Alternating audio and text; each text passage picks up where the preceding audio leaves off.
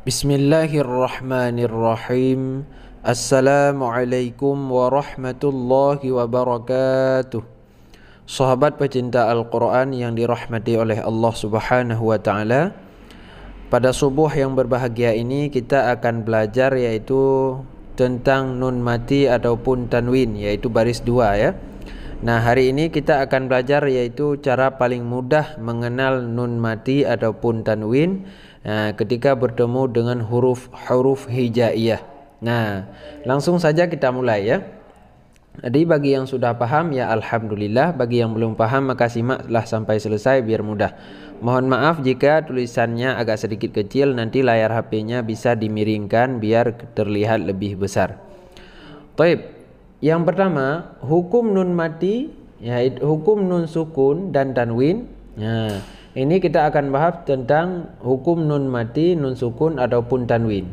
Jadi jika ada nun mati ataupun tanwin, baik itu tanwin yaitu kasratain, yaitu seperti bin, ataupun dhammatain seperti bun, ataupun fathatain seperti ban ya, bertemu dengan huruf hijaiyah yaitu dari alif sampai ya, maka terjadilah 4 hukum. Nah, diingat ini, apabila ada nun mati ataupun baris dua bertemu dengan 28 huruf hijaiyah, maka terjadi 4 hukum. Yang pertama ada hukum idhar ya. Yang kedua ada hukum idgham, yang ketiga ada hukum ikhfa, yang keempat ada hukum iqlab. Nah, maka terjadi 4 hukum ini kalau ada nun mati bertemu ataupun tanwin bertemu dengan 28 huruf hijaiyah. Yang pertama hukum yang terjadi yaitu hukum idhar. Hukum idhar, huruf hijaiyah yang terdapat dalam idhar adalah 4, yaitu yaitu hamzah, ha, kha, ain, ghain dan ha ya. Hamzah, ha, kha, ain, ghain dan ha. Ini untuk hukum idhar. Berarti apabila ada nun mati bertemu dengan 6 huruf ini maka terjadi hukum idhar. Contoh idhar, dan idhar itu cara membacanya yaitu samar. Makna samar itu tidak berdengung ya. Contoh idhar seperti man amana min ghillin. Man amana tidak berdengung. Man amana, dari man langsung ke amana. Tidak boleh kita baca man itu salah ya. Yang benar man amana. Contoh bertemu dengan ghain, ini bertemu dengan hamzah. Dan ini contoh bertemu dengan ghain yaitu min ghillin. Contoh bertemu dengan ha, man huwa, tidak berdengung ya. Contoh bertemu dengan ain, min alaq, tidak kita baca min ya, tidak berdengung ya, samar. Contoh bertemu dengan ha, min hadid, Contoh bertemu dengan kha yaitu man khaffat. Nah, di sini sering terjadi orang salah membaca, membuat berdengung, padahal di sini tidak berdengung ya. Yaitu kita baca man khaffat. Nah, ini yang pertama. Nun mati bertemu dengan 6 huruf ini maka terjadi hukum yaitu hukum idhar, yaitu dibaca tidak berdengung. Ini contohnya. Nah, yang kedua ada nun mati bertemu dengan huruf hijaiyah. Huruf hijaiyah yang ini yaitu 4 huruf ini yaitu ya, nun, mim, waw ya. Ya, nun, mim, waw. Jadi kalau ada nun mati ataupun nun sukun dan tanwin bertemu dengan huruf ini maka terjadi hukum idgham. Nah, terjadi hukum idgham ini, idgham terbagi 2 nanti. Nah, ada idgham bi gunnah, ada idgham bila gunnah. Ya, jadi kalau idgham bi gunnah ini maknanya yaitu dengan dengung. Makna gunnah itu dengung. Nah, ini hurufnya. Kalau misalnya ada nun mati bertemu dengan huruf ini maka dibaca dengung. Contohnya idgham bi gunnah itu seperti contoh yaitu nun mati bertemu dengan ya. Faman ya'mal mithqala dzarratin khairan yarah. Dan juga yang lainnya ya. Itu yang pertama. Yang kedua, contoh nun mati bertemu dengan nun juga idgham. Contohnya inna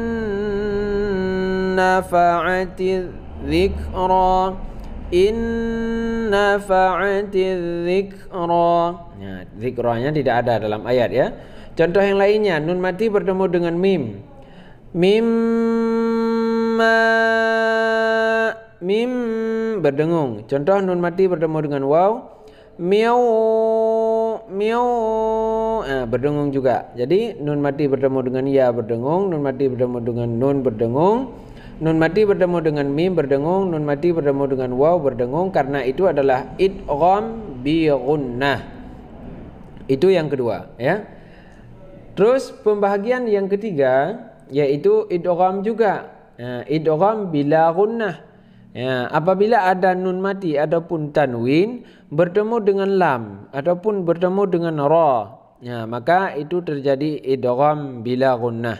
Jadi tidak berdengung kita baca. Ya, kita baca biasa saja seperti tasdid ya. Nah, nun yang ini menjadi seperti tasdid. Contohnya misalnya nun mati bertemu dengan lam. Milladunka rahmah ya, milladunka rahmah misalnya tidak berdengung, jadi kita baca seperti tasdid ini, bukan min ladunka, bukan, tapi milladunka ya. Selanjutnya ini contoh misalnya tanwin bertemu dengan lam. Khairul laka, bukan khairun laka, tapi khairul laka. Nah, ini yang kedua, yaitu bahagian dari idgham. Idgham ada dua, ada bi gunnah, ada bila gunnah. Ini paling mudah untuk dipahami. Nah, selanjutnya yaitu yang ketiga. Nah, yang ketiga yaitu hukum ikhfa ya. Yang ketiga yaitu hukum ikhfa. Nah, bacaan ikhfa ada tiga. Ya, bacaan ikhfa itu ada tiga ya. Yang pertama ikhfa kubra. Ya, makna ikhfa kubra atau ikhfa aqrab namanya ya. Ikhfa itu terbagi kepada tiga, ada ikhfa kubra atau ikhfa aqrab namanya. Dia itu apabila ada nun mati bertemu dengan dal ataupun bertemu dengan ta atau bertemu dengan ta. Nah, itu yang pertama. Yang kedua ada ikhfa sughra. Ya, ada ikhfa sughra. Kalau ikhfa sughra itu bertemu dengan nun mati bertemu dengan qaf dan nun mati bertemu dengan kaf. Nah, yang ketiga ada ikhfa yaitu ikhfa wusta. Nah, kalau ikhfa wusta ini yaitu seperti nun mati bertemu dengan tha, jim, zai, sa, sha, sa, da, za, dha, fa. Nah, ini terjadi ikhfa wusta ya.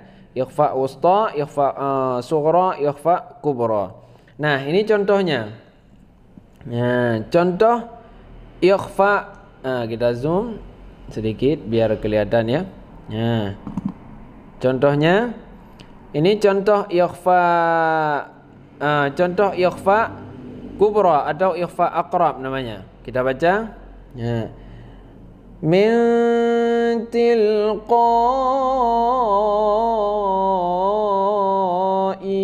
ya. Min dengung ya. Kita baca dengan dengung. Min tilqai sa'idan tayyiban min dunihi. Ini ikhfa kubra atau ikhfa aqrab ya. Yang kedua ada ikhfa sughra ataupun ikhfa ab'ad ya, seperti contoh qaulan karima min qibali. Nah, ini contoh ikhfa sughra atau ikhfa ab'ad. Nah, yang ketiga ada ikhfa wusta seperti contoh an salatihim yawma idzin zurqa. Nah, ini yaitu hukum yang ketiga yaitu hukum ikhfa ya.